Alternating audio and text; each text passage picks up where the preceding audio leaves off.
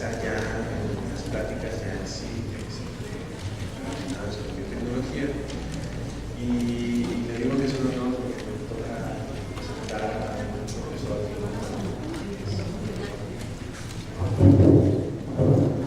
es un profesor que viene de la Universidad de California. El profesor Michael Clegg es profesor emérito de la Universidad de California en Irvine. El doctor Michael Clegg obtuvo su licenciatura y su doctorado en la Universidad de California, Davis en genética agrícola y en genética, respectivamente. El doctor Clegg se desempeñó como profesor en 4 universidades diferentes por 42 años y fue más recientemente Honorary Professor en Ciencias Biológicas de la Universidad de California en Irvine. El doctor Clegg también fue por 12 años secretario al exterior de la Academia Nacional de Ciencias de Estados Unidos. Asimismo, fue vicepresidente externo del Consejo Nacional de Ciencia y codirector de la Red Americana de Academias de Ciencia. Actualmente es director del Consejo del Instituto Internacional de Análisis de Sistemas Aplicados en Luxemburgo, Austria. El área de investigación del Dr. Clegg ha sido en genética con un enfoque en genética agrícola, genética de poblaciones y evolución molecular. Es también miembro de la Academia Nacional de Ciencias de Estados Unidos, la Academia Americana de Artes y Ciencias y de la Sociedad Americana de Filosofía. Por último, es miembro actualmente de la Academia Mundial de Ciencias, la famosa TWAS, y miembro corresponsal de varias academias de América Latina y África. El doctor Clegg tiene muchos vínculos con nuestro país. Su esposa es mexicana y también, también me gusta decirles que yo estuve en su laboratorio, estuve haciendo mi estancia postdoctoral, por lo tanto, bueno, pues tengo este gusto de presentarlo. Please, Dr. Clegg, welcome to Wasabe and welcome to the National Institute. Please.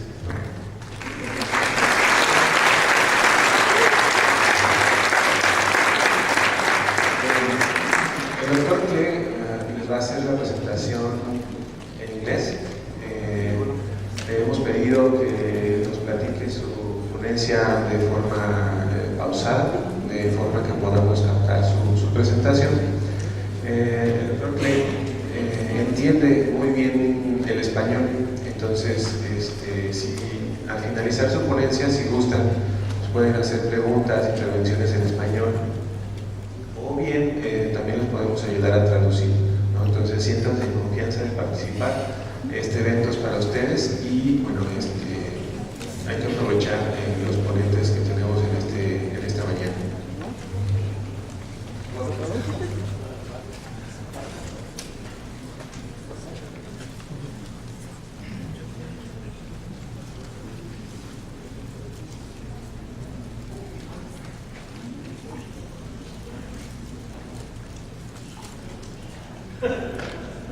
Thank you, Carlos. It's a great pleasure and honor for me to be here with you today in beautiful Sinaloa.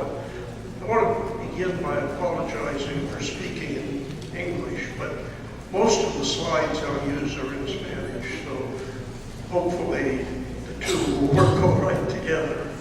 So I want to talk about a very ambitious project to look at food and nutrition security on a global basis and to look forward towards roughly 2050 as a kind of benchmark. Science has a lot of tools that allow us to try and predict the future, but it's an imperfect prediction. Nevertheless, to make good policy, we want to be able to look forward and ask what might be anticipated of the future. So, the project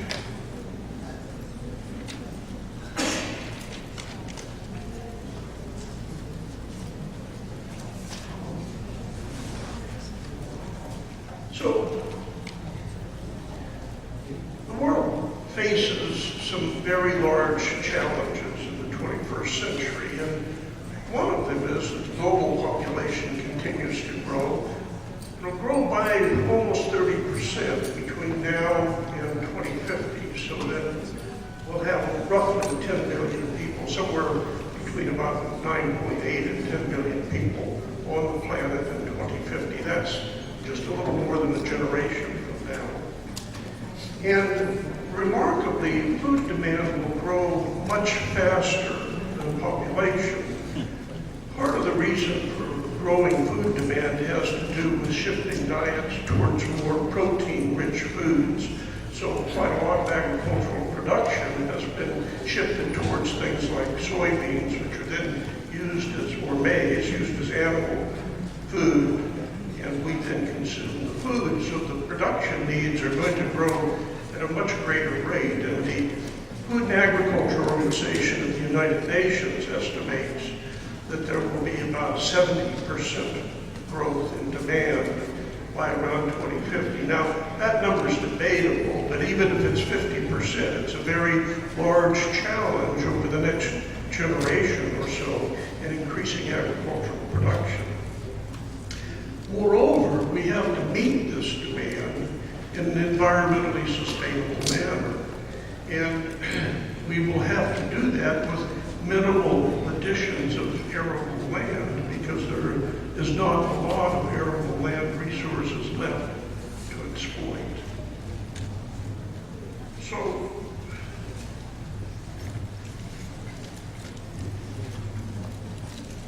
we face many large challenges of environmental degradation, and these include things like massive deforestation in parts of this hemisphere, loss of soils, large water challenges that we're going to have to be addressed, and finally, the big and difficult one is climate change. So in the face of environmental degradation, we're going to have to be able to increase agricultural productivity by at least 50%, perhaps as much as 70% in a relatively brief period. So the project that I'm going to talk about is a forward-looking effort to ask, where do we stand today, and what are the prospects for meeting this future challenge? And the project was actually initiated by an organization that includes all of the world's academies of sciences. It's an organization called the Inter-Academy Partnership, which is based in Trieste in Italy. And it has 4 regional networks. There's a regional network for Africa, for the Asia-Pacific region, for Europe, and finally a regional network for the Americas. The regional network for the Americas is called the Inter-American Network of Academies of Sciences, goes by the acronym IANAS, and it happens to be headquartered at the Mexican Academy of Sciences in Mexico City. So the secretariat for this network of academies of the Americas is here in Mexico. You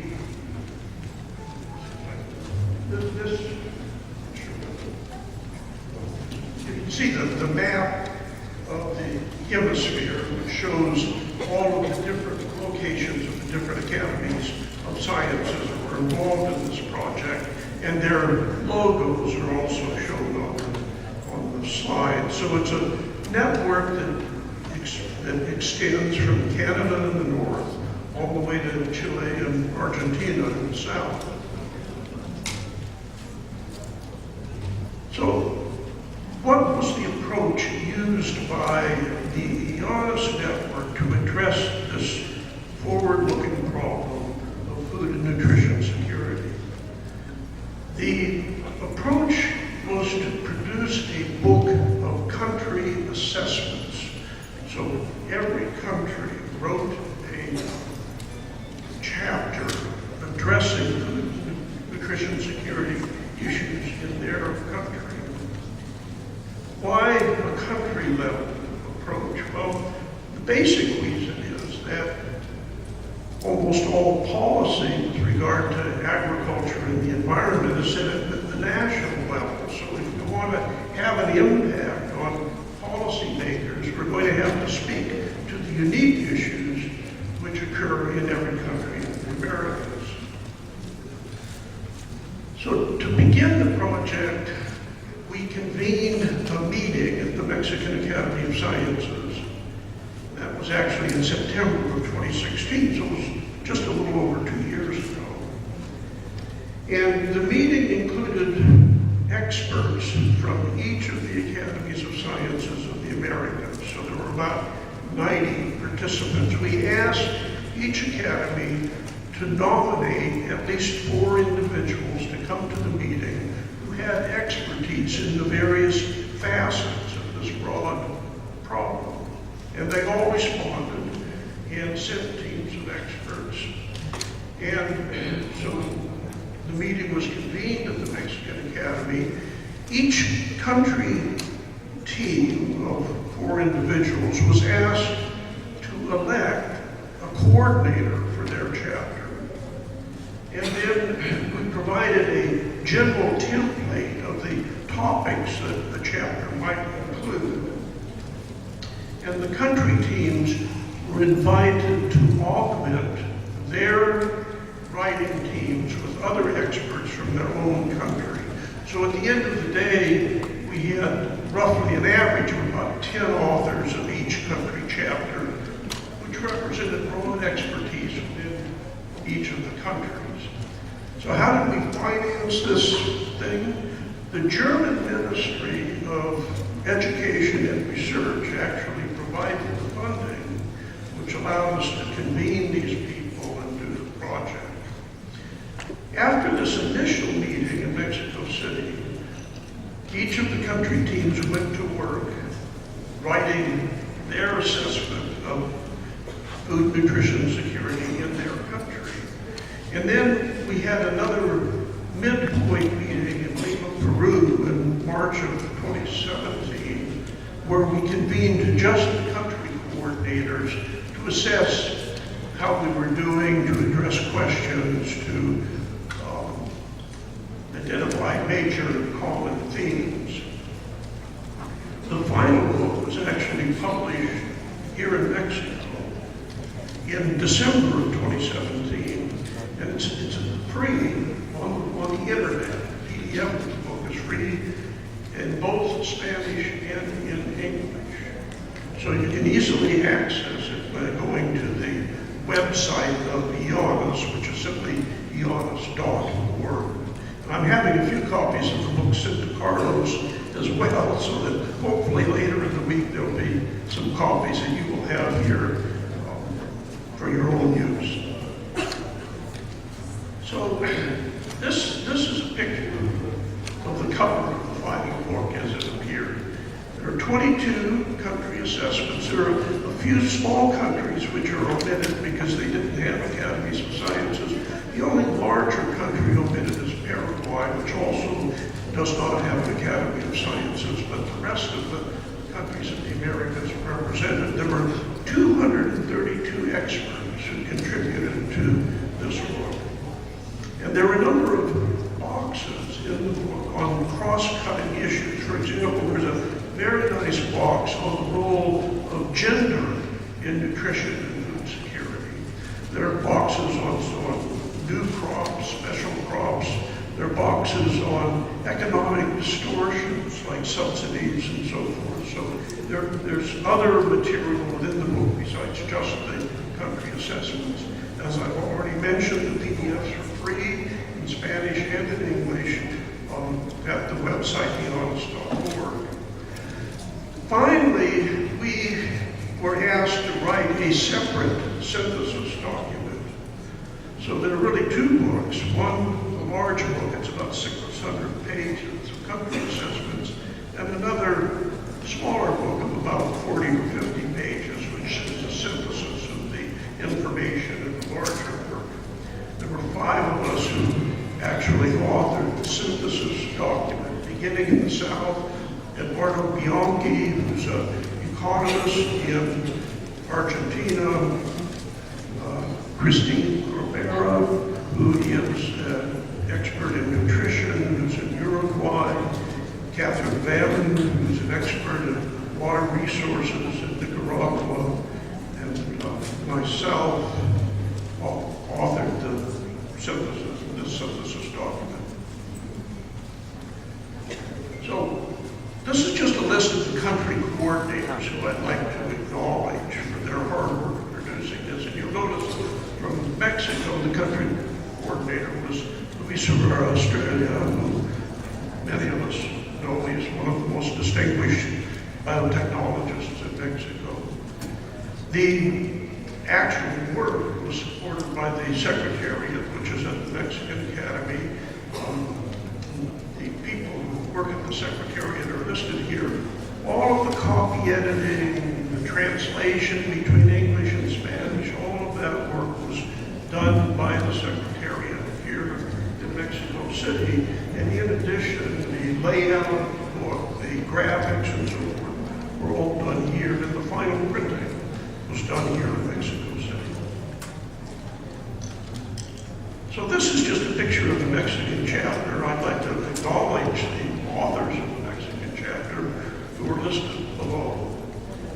And here's a picture of a couple of the other chapters: Colombia, Venezuela, Cuba, and so that it's a very visually attractive work. So some basic statistics about the region of the Americas.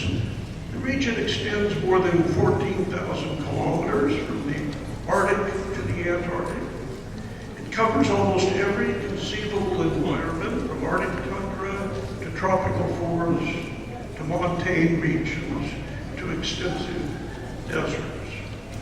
About 28% of the land area of the Earth is included within the Americas, while the region hosts only about 13.5% of the global human population. Now that statistic alone tells you something important, which is that the challenges here are not as great as they are in some of the other regions of the world, like South Asia and Africa. More about the Americas. About 9% of the land area of Latin America and the Caribbean is arable. That is in cultivated crops. About 38% is agricultural, meaning that it supports non-cultivated crops, grazing and so forth.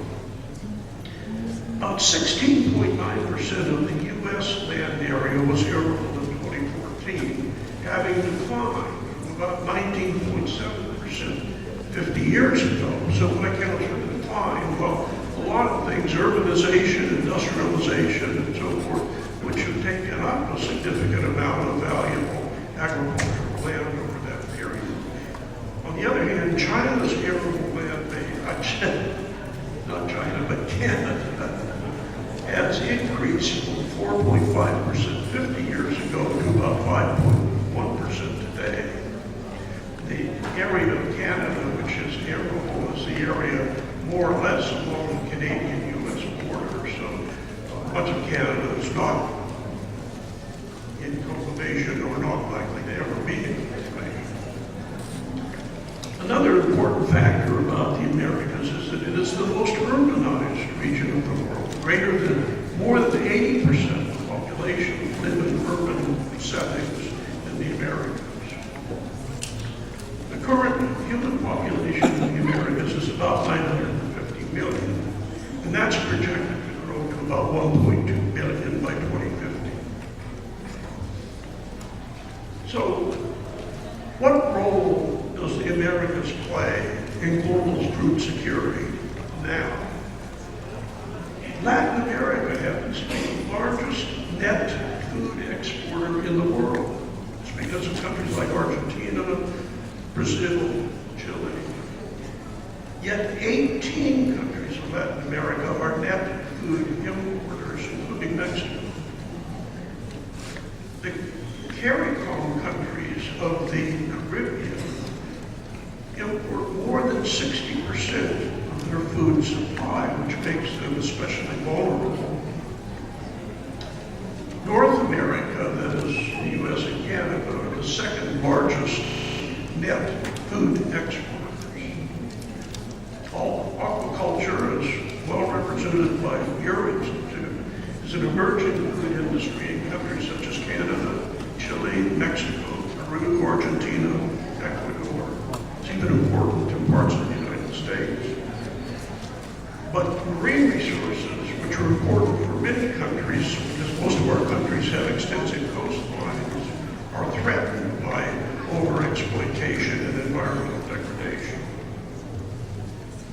So I'm going to talk a little bit about three key elements, three key ways to frame this big issue. One is technology. There's a long history. Over the last 150 years, agricultural technologies have advanced substantially. From things like the steel plow, which was introduced in the 1870s to break up the prairie in the Midwest and Western United States, to the development of various other technologies, including biotechnology, precision agriculture, sensors, enhanced irrigation technologies, and so forth. So technology has been key to a very rapidly advancing efficiency in agricultural production. But the rate of agricultural yield growth is slowing, and there is a declining basic research investment in most of our countries. Another key framing element is the environment. Arable land is limited, and there are trade-offs between agricultural uses and other uses that have higher economic value, as we see in the decline in arable land in the United States. Climate change is a big unknown in terms of agriculture. Agriculture is also a major producer of greenhouse gases. So it is both a cause of climate change and it is affected by the consequences of climate change. There's growing pressure on water resources, and this constitutes a major challenge that has to be met with improved management technology. And then the final of these three framing issues is governance. Governance is critical to how we deal with the needs of the future. We look to government to provide things like this institute, research, and education. Government is responsible for setting the regulations for health and safety and environmental protection.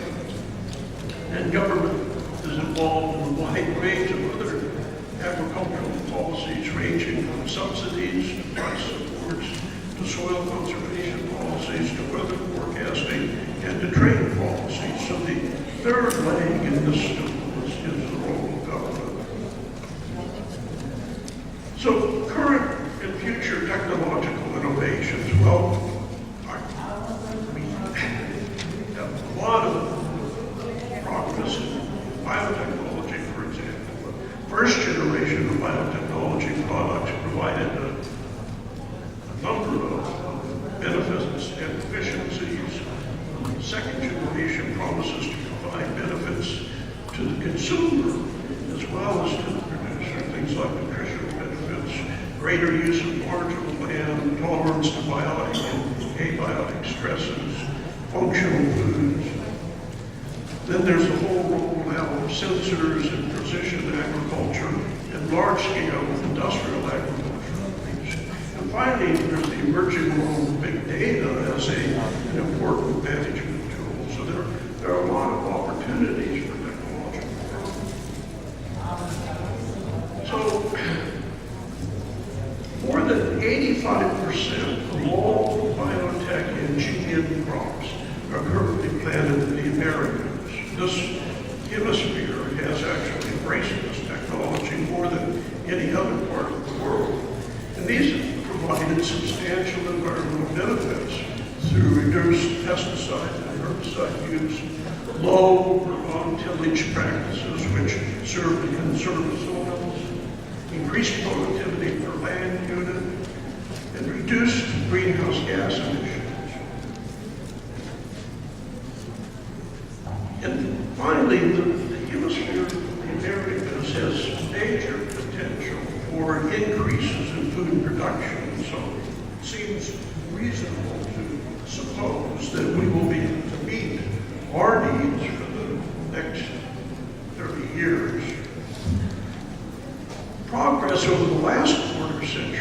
been very impressive. Science, technology, and innovation have played a major role in improvements linked to the Millennium Development Goals. The region of the Americas met all of the Millennium Development Goals and met or exceeded them. Science, technology, and innovation continue to play a key role in achieving sustainable development goals for the 2030 period. But progress is going to also depend in part on greater regional and global cooperation in science, technology, and innovation. And I'll argue as I go along that that's especially important for the smaller countries of the Americas, which do not have the well-developed scientific capabilities that exist here in Mexico or the U.S. or Brazil or Argentina or Chile. The little graph here on the right was actually given to me by a plant breeder who worked at a major breeding company in the U.S. Gave it to me a number of years ago, but its point was to illustrate the rapid rate of increase in maize production over the last 150 years. We begin with 1860, and during that first 50 years or so, the graph maize improvement was largely through just mass selection. And then the development of inbred lines and the double cross method of hybridization came along around 1930 or so. And you see a big shift in the slope of the line of yield improvement. And then further technological changes, the signal crosses, beginning around 1950, led to yet another increase in the slope in the rate of yield increase for maize. So the scientific improvements have been dramatic. And this slide is meant to illustrate that, but the rate of increase is now declining. So we still have a positive rate of increase, but it's not as large as the slopes shown in this slide. So some data on food production with regard to cereals. Today, the world produces 2.1 billion tons of cereals. In 2050, that's projected to reach about 3 billion tons. And there is uncertainty in the projections depending on how much of that production goes into things like biofuels. The Food and Agriculture Organization of the United Nations projects that food demand will increase by 70%. I've already emphasized that point. And all of this is without considering the potential impacts of climate change. So where is the food going to come from? Well, there's a limited scope for increases in arable land, about 5% on a global basis. Higher yields and increased cropping intensities will account for about 80% in developing countries. But on average, crop yield increases will be about half of historical levels. Cereal yield growth will slow to about 0.7% per year. So there'll still be a rate of increase, but it's not going to be as great as we experienced during the 20th century. Expansion in irrigation will grow by about 28% in developing countries. Water withdrawals will increase by about 11% from groundwater sources. And there's going to be a large pressure on renewable water resources from irrigation, and this will be severe. We already experience problems with the over-withdrawal from major aquifers in the United States. Environment, so that's the technology side. What about the environmental side? Well, agriculture rests on the manipulation of the environment. And some key issues are water is a major limiting resource in agricultural production. So there's going to have to be improvements in irrigation and water management technologies. And as I've just mentioned, we're faced with declining aquifers and problems associated with pollution of all first we depend on. Climate. Most farming is absolutely dependent on the weather. We can expect to see an increasing incidence of extreme storms, which will be damaging to agriculture because of excessive rainfall events, things like hurricanes we just recently saw here in Mexico and also in the United States, which damage agricultural production. And we have very good evidence of an increasing frequency of extreme storms based on things like insurance payouts, which have become larger and larger over the last decade or 15 years, owing to the growing frequency of extreme weather events. And then there's the issue of agriculture's role in the production of greenhouse gases, and therefore in driving climate change. Agriculture is responsible for about 12% of all greenhouse gases that are produced at present. If you add forestry to that, you get to 24%. So that's 1/4 of all greenhouse gas production, which comes from either agriculture or from forestry. And much of the forestry is associated with opening up land for agriculture. Soil resources. Soil is fundamental to agriculture. The greatest environmental disaster in North America in the 20th century was the Dust Bowl of the Midwest, and I'll come back to that in a minute or two. There are other things that damage soil: compaction, mismanagement of soil resources, overuse of nitrogen fertilizers, contamination, and pollution. Water challenges. Poor water quality and inefficient water management are among the greatest environmental challenges in the Americas today, in our whole hemisphere. The Americas are rich in water resources, but science, technology, and innovation-based improvements over water management, especially with respect to optimizing irrigation efficiency, are essential to meeting the food production potential of the region.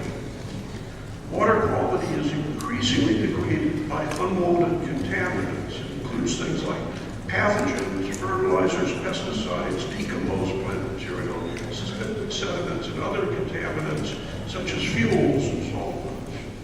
Runoff into streams and lakes causes turbidity that is harmful to fish and adds materials that over time reduce the volume of lakes and reservoirs. Eutrophication of surface waters due to agricultural inputs like phosphorus and nitrogen is becoming a problem. So I've already emphasized that water and agriculture is a major contributor to climate change and that extreme events will become more frequent. And what's shown here are just some projections from simulations of future climate in the Americas. So the two scenarios, one is a scenario that assumes that the production of global greenhouse gases will continue on a business as normal trajectory. You can see that in the late 21st century, the temperature increases will be pretty extreme. And then there's a scenario which assumes that one can hold the increase to below 2 degrees centigrade. We just saw very recently a new IPCC report that makes the point that climate change events are actually happening more rapidly than projected by the earlier IPCC reports. Well, what's the effect of increasing temperature on crop yields? In general, it's a decline. These are based on experimental data that show for maize, soybeans, rice, wheat, maize, East Africa, that at about 1%, 1 degree centigrade increase in temperature, there's not too big a loss of yield, but that curves down fairly quickly after a 1 degree centigrade increase. And yield losses are of the order of 30 to 40% in the extreme cases if you get out to about 3%. So very big impacts on future crop yields. on water resources in North America. The U.S. Great Plains is identified as one of the 4 global future vulnerability hotspots for water availability by the 2030s. And the 2030s is just a little over 10 years away. Anticipated water withdrawals are projected to exceed 40% of freshwater resources. My state of California is a big battle between agriculture on the one side and environmentalists on the other over water withdrawals right now. Precipitation declines ranging from 0 to 30% are projected over Mexico by 2040, with the most acute declines in northwestern Mexico, the primary region of irrigated rainfall. Indigenous people are highly vulnerable due to a high reliance on subsistence agriculture. So here's a picture of the Dust Bowl.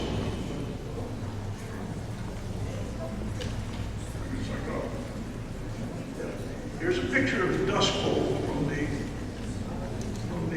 1930s. What happened to produce this huge environmental disaster? It was known throughout the 1800s that once you got west of the 100th meridian as you moved west in North America, that rainfall became less certain, and that the region was subject to periods of periodic drought and periods that featured higher rainfall events. During World War I, grain prices shot up because of the disruption on European grain production. And this provided a large economic incentive for American farmers to move west of the 100th meridian and practice dry land grain production. It also happened to coincide with a period of above average rainfall. So these people cleared the land, plowed up the small grass prairie. Then in the 1920s, prices for grain began to fall because Europe was normalizing, there was excessive production. And at the end of the 20s, well, this drove actually the response that you see typically is farmers trying to produce more to make up for the fact that they can't get by on the crop that they already have.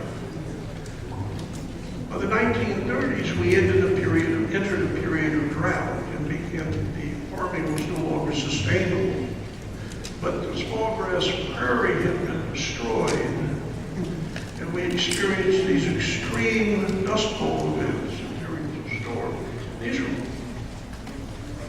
a huge environmental disaster, but also a big health disaster. They had a large impact on the health of people who lived in the region. This caused one of the largest internal migrations in the United States in its history because many people had to leave the land and seek occupations elsewhere. So let me just go back.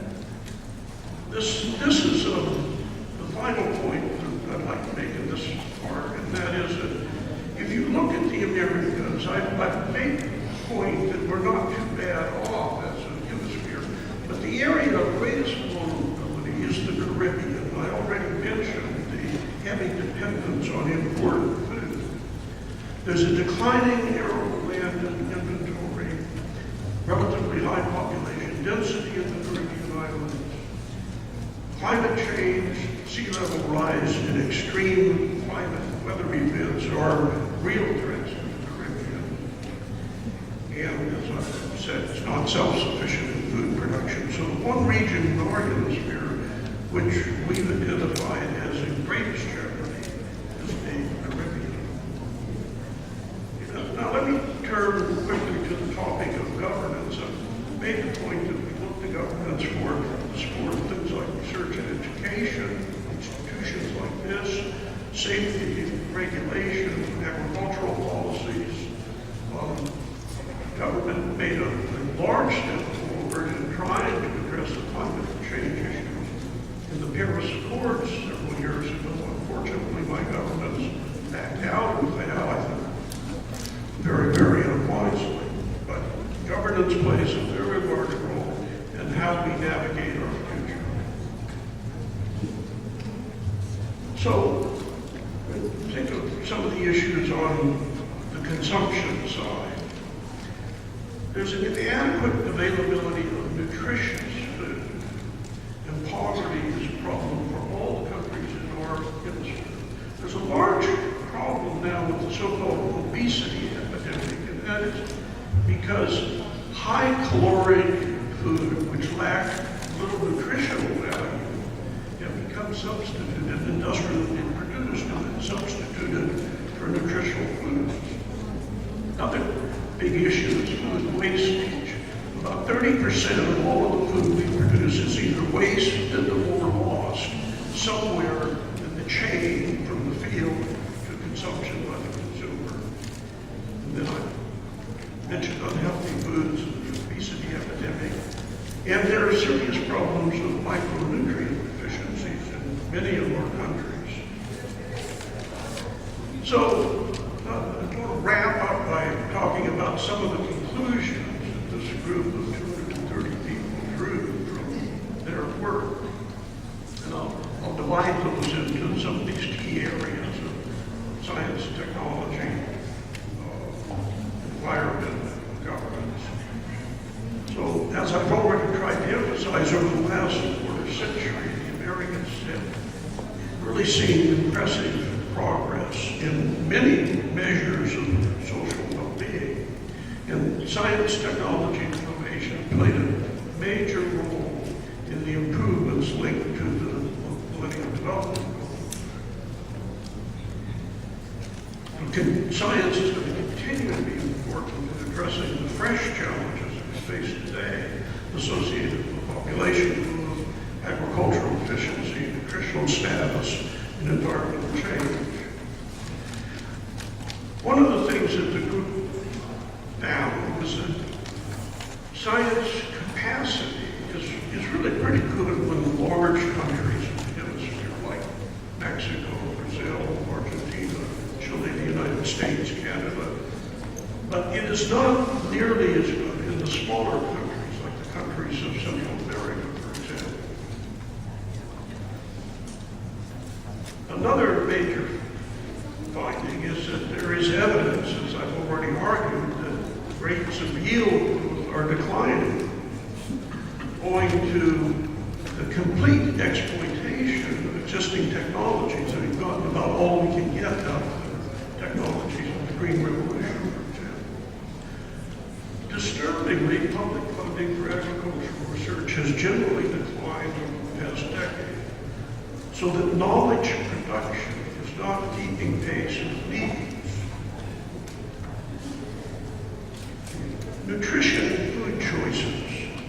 Malnutrition, food insecurity, and obesity coexist in greater or lesser proportions, as well as chronic diseases related to obesity. And this is a problem in all of our countries. Interestingly, a reduction in poverty and malnutrition over the last 10 years has been associated with an increase in obesity in many countries, which argues that poverty reduction is necessary, but it's not a sufficient condition for adequate and healthy diets. Non-communicable diseases represent the main cause of morbidity and mortality in the U.S., Argentina, Uruguay, and Chile. And these impose large costs on healthcare systems. So non-nutritious foods have very large external costs to society. More behavioral research on how food choices are implemented and how these decisions can be modified as needed, along with the more rapid assimilation of science-based best practices into food production systems. And there is a need for science-based regulation to more efficiently combat foodborne diseases, which are also a problem in all of our countries. Sustainability challenges.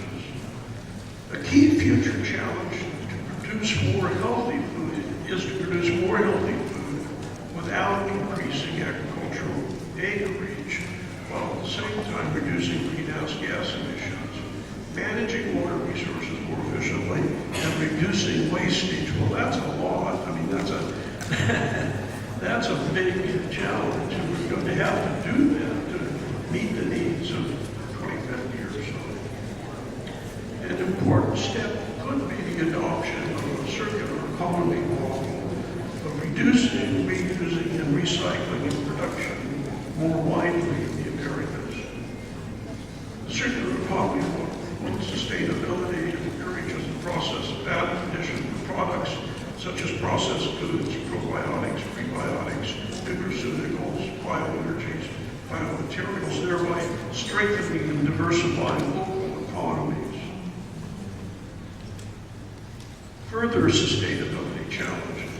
Modern technologies such as biotech crops and precision agriculture are critical to producing more healthy food without increasing agricultural acreage, while at the same time reducing greenhouse gas emissions and reducing wastage. I was really impressed with the presentations that I heard this morning about the work that's going on here in the Institute, because it looks to me like exactly fit with the points that came out of the study. The adoption of modern technologies is slowed by constraints on infrastructure that are common to all countries in the Americas. These constraints include the development of adequate irrigation systems, adequate water and food storage capacity, insufficient transport routes, road systems, inadequate investment in science, technology, and innovation-producing institutions.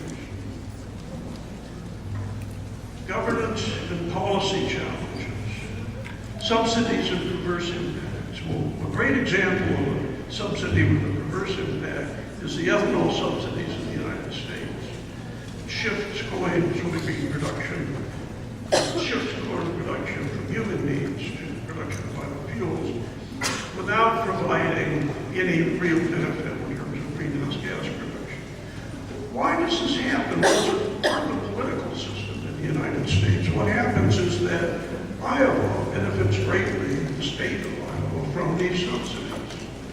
And the farmers in Iowa are an important political bloc. And it just so happens that when people run for president in the United States, they start in Iowa, because the Iowa caucuses are the first event in the selection of presidential candidates.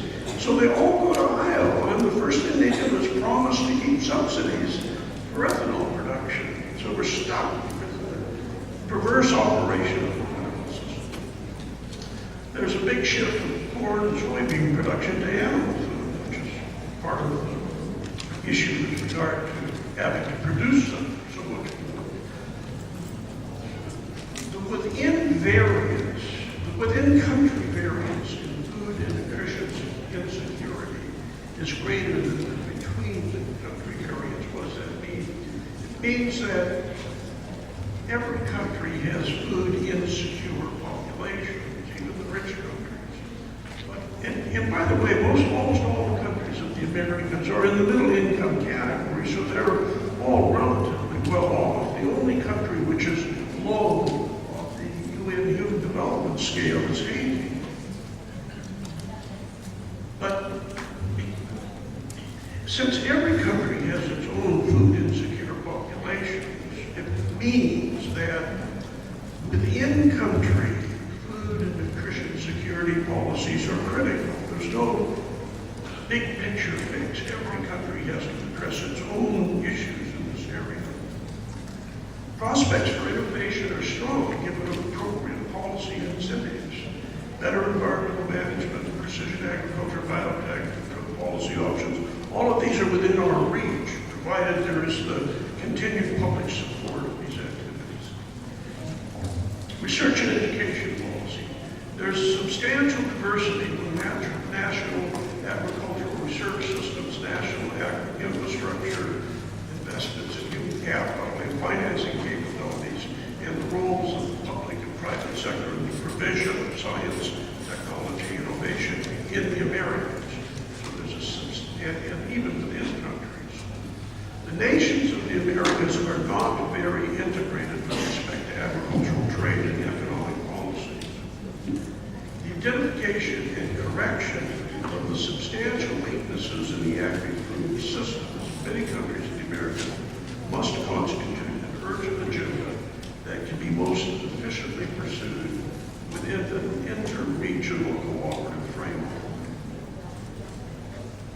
So the theme of inter-regional cooperation comes up repeatedly in this work, and it's something that is an important value that we're in danger of losing because of political events. Many countries do not have adequate databases for characterizing the status of their agricultural system, and there is insufficient statistical information in the sector. Collaboration between universities and research centers is not very robust, making it difficult to create stable and dynamic links. In almost all countries, universities are important in training human capital for food systems and are key sources of research and innovation. Public research investment in many countries is far below the average for most developed countries, and even below the levels recommended by agencies such as the United Nations. Effective collaboration networks between research centers and private companies are crucial. In many countries, the link between scientific research and the needs of vulnerable populations in terms of food nutrition security is weak. International cooperation should be further enhanced. Cooperation has been and continues to be an essential element in the development of agricultural research in several countries in the Americas, especially those with less economic development, those that are more vulnerable. Areas of special opportunity. Owing to an exceptional abundance of natural resources, the Americas are a privileged region. The region's wealth in agro-biodiversity, arable land, and availability of water all constitute major advantages for the future. It is hard to overemphasize the importance of governance and public policy in achieving both food and nutrition security and in developing more sustainable agricultural policies. Consider the present situation in Venezuela, where otherwise well-endowed country is suffering from food shortages owing to poor public policies. Final points. The Americans are going to be critically important in the future in feeding a world of 10 billion.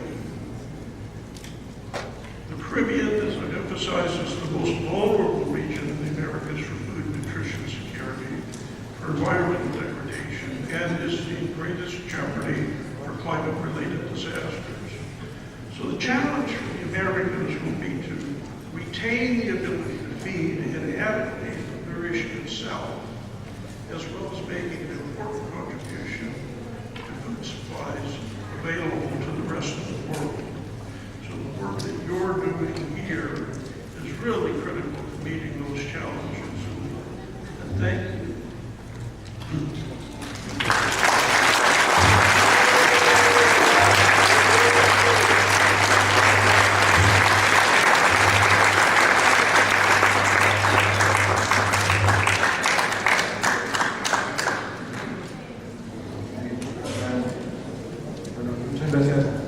Thank you, Dr. Mike. We have some time for questions. Bueno, el panorama que nos muestra el Dr. Clegg, no sé si escuchan ustedes reiteradamente la palabra challenge. Estamos frente de muchos retos, la oportunidad en cuanto a la producción de alimentos, ahí está el Dr. Mike está hablando, presentando las capacidades de América Latina. Pero bueno, estamos en una parte de tenemos potencial, necesitamos echar a andar herramientas como la biotecnología para poder cumplir con toda esta problemática y salir a flote. Se toman preguntas, siéntanse con la confianza, no sé si ya hay gente que tiene el micrófono. Doctor, ¿tiene? Adelante. talk about disease transmitted by foods that must be regulated with scientific basis. But why you didn't talk about inocuity of foods? Is it not important for America? Inocuity. Inocuidad de los alimentos.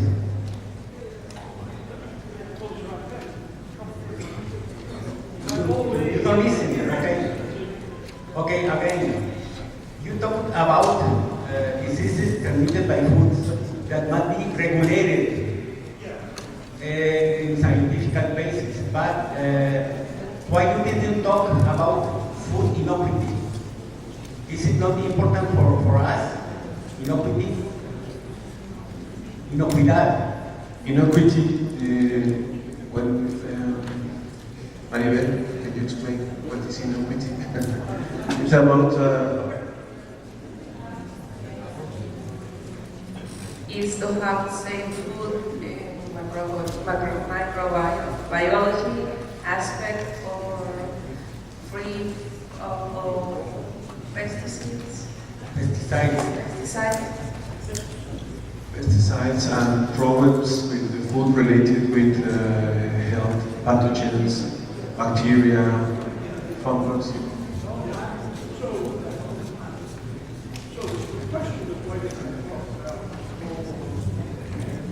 The role of plant pathology, animal pathology in its important contributions to agricultural production.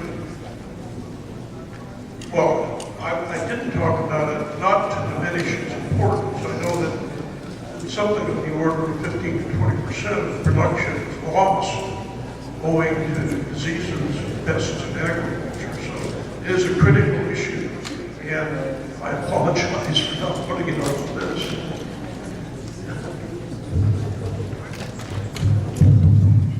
¿Otra pregunta? Adelante, por favor.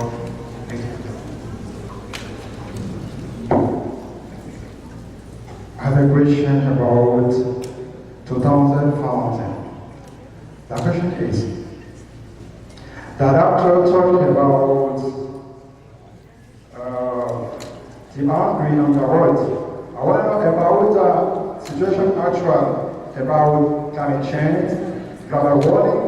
What do you think about the mission of World Organization to reduce the hungry in the world? What do you think about that?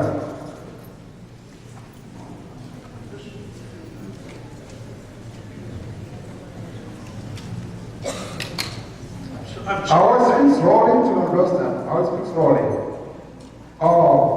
And the world, the World Organization have mission to reduce the hungry in the world. But you know right now we have a problem about climate change, global warming. What do you think about mission to reduce the hungry in the world? To redate the what? The world? About 2050, zero hungry in the world. What do you think about that? If we are ready to grow this. Okay. It's a little distorted. So. Okay. I'm talking about abolition. Abolition. What do you think about the mission and world organization to practice to rid of hungry in the world? You understand? I'm missing the key point, only because I'm not hearing well. Okay. It tried to reduce the hungry in the world for 2050. What do you think about that? Is possible or no? The problem to feed the world by 2050. I'm sorry, I apologize. I'm old and my hearing is pretty bad and the distortion of my indicated part. But do I think we can solve the world's problems by 2050? It's tempting in one's old age to be pessimistic because think there's always a temptation to think that things used to be better. But in reality, if you look at one of the things about this project that really had an effect on me is that when we look at the progress that's been made over the last 25 or 30 years, it is quite impressive. And it is the result mostly of new knowledge, science, and technology. And I think also in the Americas, improving systems of governance. So I believe it is within our capabilities and within our existing knowledge frameworks to deal effectively with the problems that we face. Whether we deal effectively with them or not is a policy and political problem, not a scientific. I want to know about your idea or your opinion from that. Impossible or impossible to realize that the average growth and 2050. Impossible or impossible?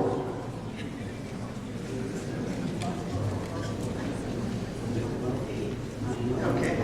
Yeah, I would say Okay. possible. I want to know your idea on that. I'd come down on the side of possible. But it requires more investment in knowledge creation. It requires effective governance. And it requires a global perspective so that there are some regions of the world, like, for example, the Caribbean islands, that are not going to become self-sufficient in agriculture. And so we have to have broader capabilities of helping those parts of the world that are disadvantaged with regard to agricultural production. Okay, because I see that poverty is huge in the world. Day by day, and the world has more poverty. Day by day, in the world, we have more poverty. I'm not sure, there's no question that wealth is very unequally distributed in the world that we live in. And so there are many people who are very poor. There's no question about that. Thank you. But So, like almost everything else, these issues of distribution of wealth are issues that relate to governance, to the way in which our governmental structure works. And it is possible to move them in a different direction. okay, let's say 2050. Thank you. Vamos a dar tiempo para otro par de preguntas y nadie más quiere participar.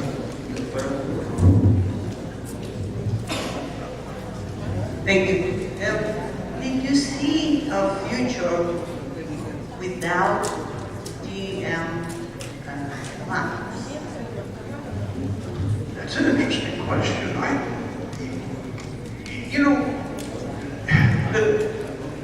I think my own take on the GM crop issues are first that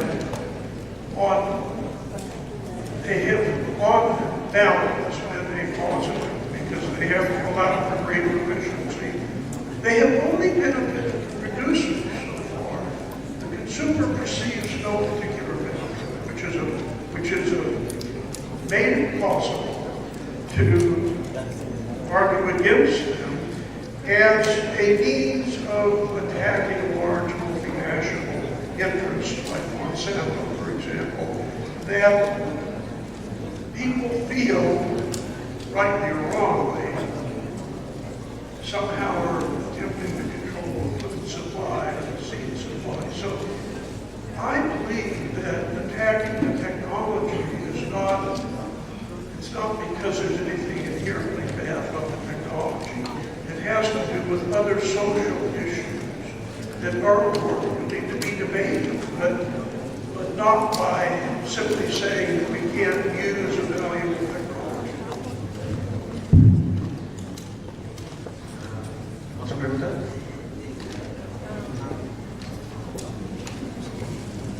también pueden hacer las preguntas en español, siéntanse con confianza. Se reciben preguntas en español, las podemos traducir o se pueden. Acá, de este lado no he preguntado. ¿Puede hacer la pregunta en español? Sí, ¿dónde está? Sí, adelante, por favor. Durante la ponencia, obviamente ya hay algunos parámetros que América Latina en un futuro va a ser, digamos, el principal abastecedor de alimentos a nivel mundial. Algo que está teniendo algo mayor, digamos, relevancia es el tema de los subsidios a la producción agrícola, ¿no?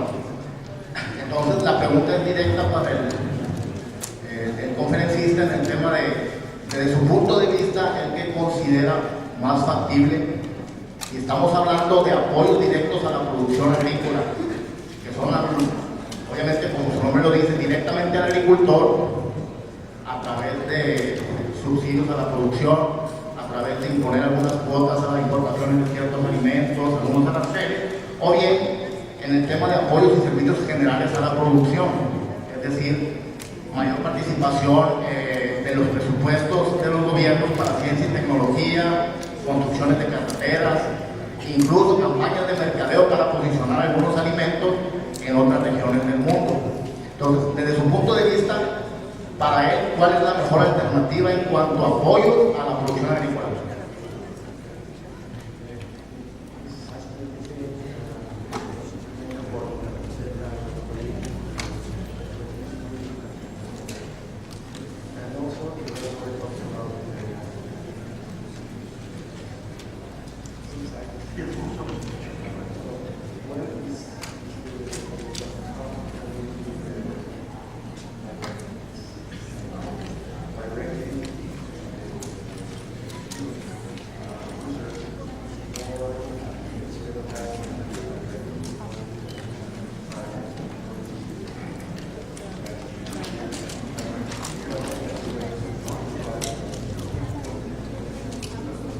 Well, that's a good question.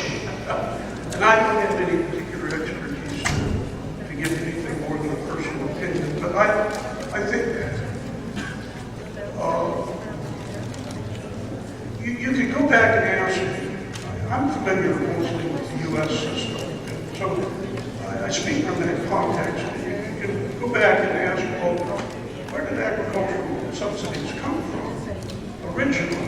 And they came from things like the Great Depression, where it was felt, I think legitimately, that we had to have a healthy agricultural system, and that because of the collapse in farm prices and other things associated with that economic calamity, that it was necessary to provide subsidies in the form of price supports and so forth to ensure that our agricultural system survived. And I believe that made a lot of sense at the time. The problem is that these kinds of things get entrenched, and when the rationale for them is no longer there, there is still a political movement to protect them. So these are mostly political decisions. You know, if I have my choice, I think, again, speaking for the United States and not for the rest of the hemisphere, there has been over the last 20 or 25 years a gradual movement to, one, reduce public support for agricultural research, which is not in our interest, and I think that should be rebalanced. And secondly, to move the cost of education from the public sector to the individual. So it costs us much more, for example, to go to college in the United States today than it did when I went to college. So there's this debate about private gain or private good versus public good. And my personal view is that we have allowed that pendulum to swing too far in arguing that these are all just private gains, that there isn't a public benefit, for example, of education and research. So